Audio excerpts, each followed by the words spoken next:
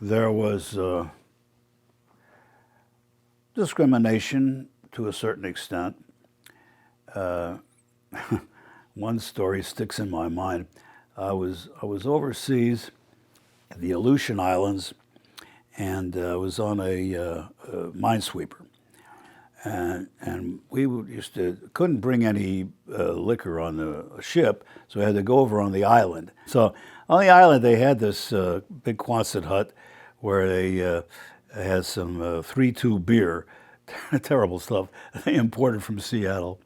Anyway, I was the only enlisted man on the ship, and there were 4 commissioned officers there, one of whom happened to be Jewish.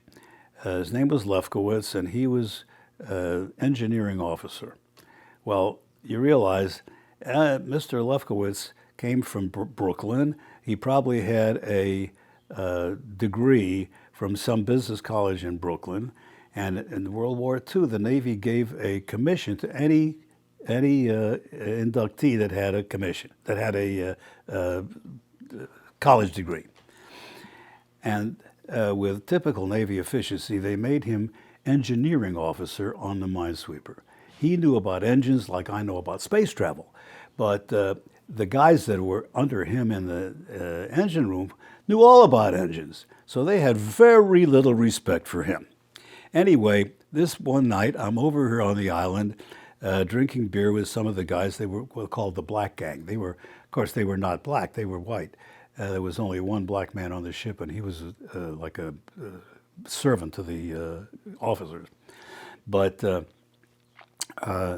these guys were they were electricians, they were motor mechs, and as we sat there drinking in the Quonset hut there, they began discussing their officer, began running him down. And sure enough, pretty soon we get from him to the rest of the Jews.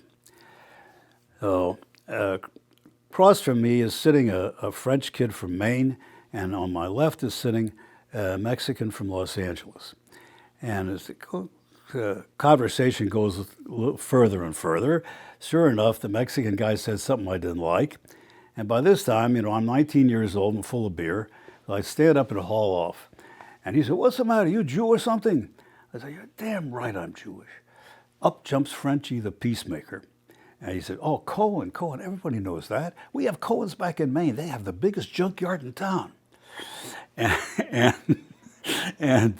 So the Mexican guy said, "That's what I mean. Is you see a Jewish guy, he got a junkyard, he got a pawn shop, he's always doing good. But you," he said, "you're just as dumb as the rest of us. You're too dumb to be a Jew." I couldn't hit him after that. I was laughing too hard. But it was typical, it was that kind of attitude.